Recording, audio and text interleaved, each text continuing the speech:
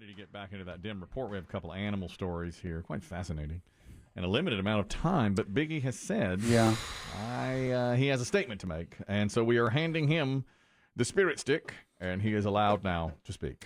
Okay, well, we're only a short time away from Put Up or Shut Up Rock and Roll Trivia. Yeah. This is going to be a difficult game for Chris Demm. We've noted that. Throwback Thursday. Yes, and he said a little earlier, if you happen to be listening, tomorrow's game, a little tough for Chris Kelly. Okay.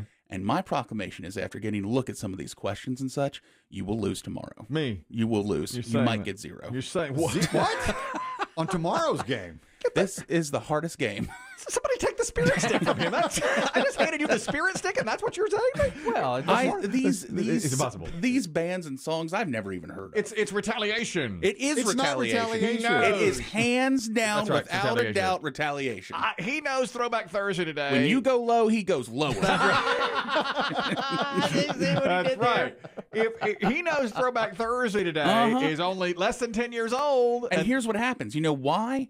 Because you tell the week before. You say, oh, this game coming up, it's going to be one you hate. Oh, it's going to be a newer one. So that's a good tease, by the way. Yeah, for your budding radio. You're gonna hate this. Chris Demm. Oh, this could be the one. This is where you could beat Chris Demm.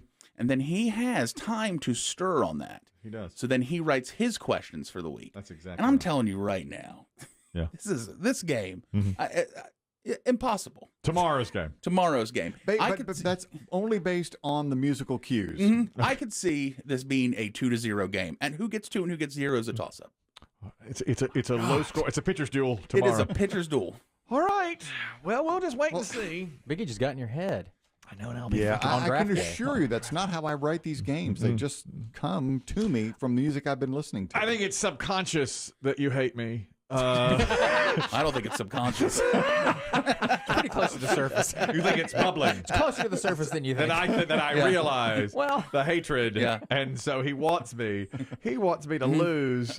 Earlier today, I thought for the second time in 2 weeks you might have to ride together. Oh yeah, yeah. You're going out of town for a little visit, and I thought you two might have to ride together, and I'm pretty sure I heard Chris Demm say, "Thank God we're not." No. Biggie's trying to save you two from yourselves. Yes, we did. We rode together awkwardly a week ago. 1 hour there, 1 hour back. Yeah. I've always considered these two authors of the games.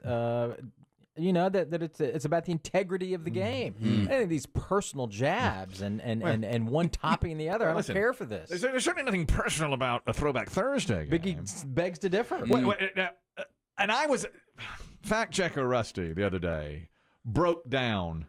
I did this too. He broke down how many games on Throwback Thursday have been in the 50s, 60s, 70s, 80s, 90s, 2000s. Wow. Dang. Well, what did he find? Well, first of all, I keep track of all that. So you knew all So this. I knew already, which I was happy to tell him. I was like, yeah, I know that. Come at me, dog. Yeah. I fact-checked you before you fact-checked. Did you correct him? Well, he said I out was of nowhere. fact-checking when you were in short pants. Out of nowhere, he says to me, "Oh, by the way, and I'm going to get this slightly wrong, but it's close. It's like 8 games in the 50s, 15 games in the 60s, 40 games in the 70s, 45 games in the 80s, 9 games in the 90s, 5 games 2000 to 2021. I mean, just like that. Okay. A lot of 70s and 80s, a lot of it. Of course. Well, I do keep track of that because I don't like to go like back-to-back 60s, and I Like to vary it. And I don't want to repeat. One time my computer crashed, and we repeated an actual game, from the same 10 songs. And so fact checker Rusty said, here, you might need this. And I wrote him back and copied it and said, already have it, and sent it to him. You might need this. And he wrote me back, and he said, well, I remember that snafu when your computer crashed. And I said to him, We all make mistakes. And I'm cloud-based now. So, so take that and put it in your fact checker and smoke it. And get off of my cloud. Yes. Get off good, of Dave. my That's good. cloud is what I said to him. Overwhelmingly, 80s and 70s were the most, which is by design. The 90s, I get that. The 90s are difficult. But I not bring good. this up because what I really want to say is, enjoy your time tonight. Enjoy the draft. Just know tomorrow you're probably going to lose. Don't beat yourself up about it. All right. This is what I would call a rigged game. Okay. Wow. Tomorrow's game is rigged. I object. Tomorrow's game is rigged. So Okay. don't beat yourself up tomorrow when you lose. Just get ready for round 2 of the draft. All right. Okay. Well, Number 4 today was going to be multiple choice, but not anymore. Do you see what you've done, Biggie? Do you see? That's right. Do you see? That's exactly what I'm doing here. Okay, that's fair. That's fine. I'm glad you told me that. Now give the spirit stick back to Chris Demm. He has to take over with these here. But now I don't know that we have time to do all these animal stories, and they're real good. We'll just table them. We'll keep on going. I like that, especially this. Just carry on. I think so. This bird story. It is interesting. It's very interesting. The story is remarkable. There's a woman named Carrie. She has a young baby. She and her husband live in Torrance, Southern California, L.A. And they told their story to KTLA, and they asked KTLA to please withhold their last name. The family went out to dinner, the 3 of them, on the 21st of April. And when their family came home, they found a flock of birds swooping around their home, trying to get in the chimney. I put my hood on, put my mask on. I mean, they were just beaming off my head. They act like they wanted to get out, but they wasn't going nowhere. They were just like flying around just everywhere. Every room in the house, every bathroom. Hundreds of Now, birds. that's Patrick. He's a cousin. The family left because they were scared for the baby. They called Patrick over. Cousin Patrick. He's one of these weird ones that'll go and just... I saw him grabbing birds off walls. Like he'd done it before. Yeah, really, yeah. He's like, I'll get these. I don't think you know, Patrick. There are birds everywhere. I got a hoodie. He did. And some of them were like sleeping on the ceiling. He just plucking them off. Yeah. The hell? Very weird. Carrie said that she lost count of how many birds there were in the home. She said there were so many of them. I think she said 800. After a few hours, they just hung off of the ceiling and they slept.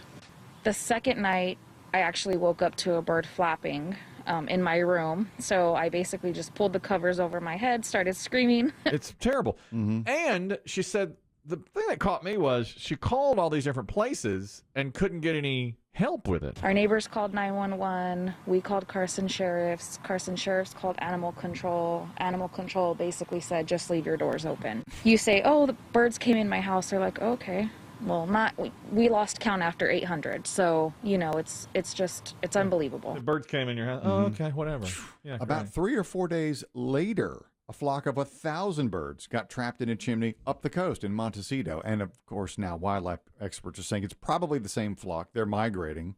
How dumb are these birds? They're going in chimneys. They're supposed That's to... what they do. They're called Vose swifts, which are known to roost in large groups in chimneys. In chimneys. You know what they say? Close your flue. Yeah, I mean, this time of year, you need it. That's why you have it there, so creatures don't crawl down it. Guess what I don't know how to do? Close the flue. You ever had a bird in the chimney? Yes. Yeah. It's terrible. I had one come down into the fire. Yeah.